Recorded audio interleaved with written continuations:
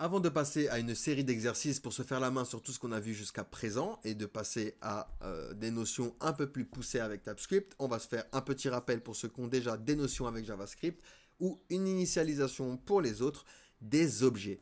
Les objets sont des structures de données complexes qui vont nous permettre de regrouper des valeurs et des fonctionnalités en un seul ensemble.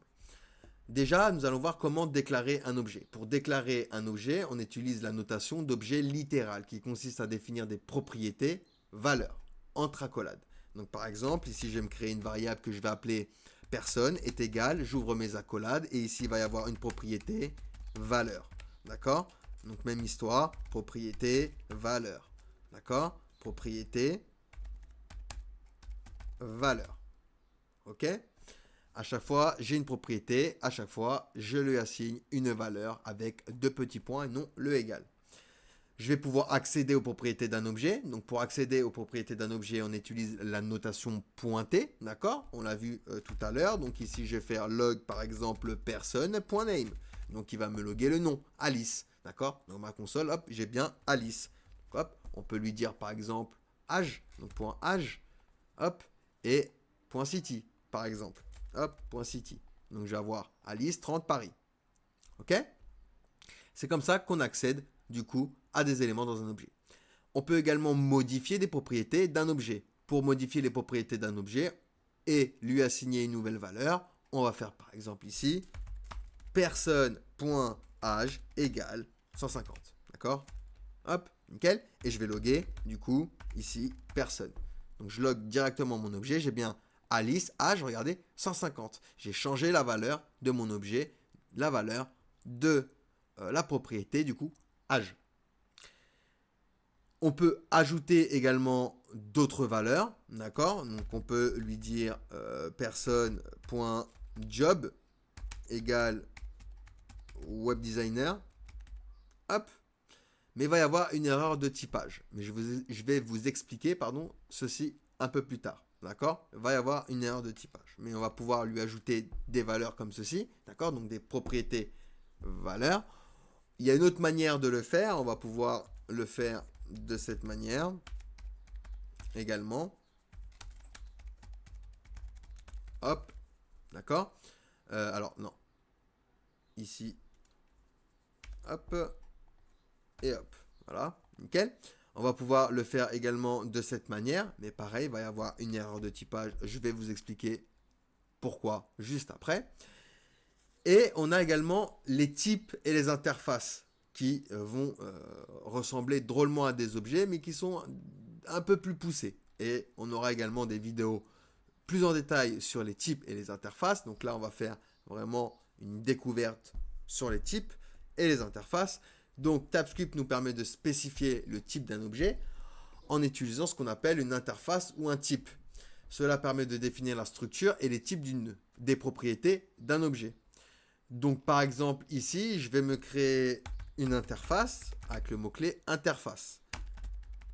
Personnage, je vais l'appeler, je vais lui dire qu'il va y avoir la propriété name qui sera un string, âge qui sera un number et city qui sera de type string. Ok? Du coup, à partir de cette interface, je vais me créer un personnage obj, d'accord? Et je vais lui dire que ce sera personnage qui sera égal, et ici, eh ben, je vais lui donner un name avec une chaîne de caractères pour respecter mon interface, un âge avec un type number, et city avec une chaîne de caractères, comme ça on respecte bien l'interface. Du coup, je peux loguer maintenant, loguer personnage obj, hop, je vais avoir mon personnage ici, Jonathan, âge, city. Et je vais pouvoir créer des objets par rapport à cette interface. Ça ressemble drôlement à les classes. Mais on verra un peu plus tard, lorsqu'on parlera des classes et des interfaces plus en détail, la différence qu'il y a. D'accord? On a également les méthodes. D'accord? Les méthodes d'un objet. D'accord? Les objets peuvent également contenir des méthodes qui sont simplement des fonctions associées à un objet. Donc ici, par exemple, je vais me créer un objet que je vais appeler calculator.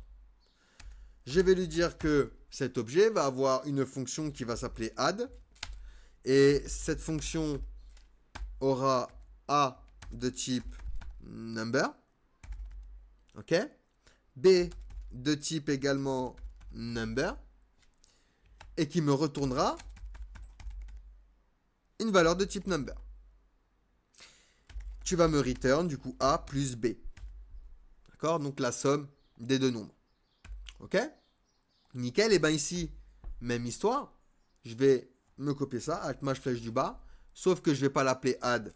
Je vais l'appeler subtract. Donc soustraction. D'accord? Alors, j'ai fait une petite faute ici. D'accord? Et du coup, il ne va pas me return A plus B, mais A moins B. Donc ici, j'ai un objet qui a deux fonctions. Ce sont des méthodes. Pareil que pour les classes, une fonction dans un objet est une méthode d'objet. Et du coup, je vais pouvoir appeler ces fonctions, donc log, par exemple calculator. Je vais appeler la fonction add et je vais lui placer les arguments 5 et 3. Donc la somme de 5 et 3, c'est 8. Et il va bien me return 8 ici. D'accord? De la même histoire, et ben je vais faire, hop, pas add, mais subtract. Alors, subtract, voilà. Et du coup, je vais bien avoir 2. Du coup, parce que là, il me retourne 5 moins 3. On peut également parcourir les propriétés d'un objet. Donc, admettons pour personnage obj. D'accord? Ici, je vais faire un CTRL-C. Et pour ça, on utilise la boucle for in. For off, c'est pour les tableaux. For in, pour les objets. On peut utiliser du coup la boucle for in pour parcourir toutes les propriétés d'un objet. Par exemple, ici for. Et ici, je vais me créer une variable que je vais appeler key. Et là, on va faire in. In quoi? In personnage obj. Et ici, on va pouvoir du coup loguer key par exemple. D'accord? Loguer du coup les propriétés. Ok? Donc, c'est un exemple.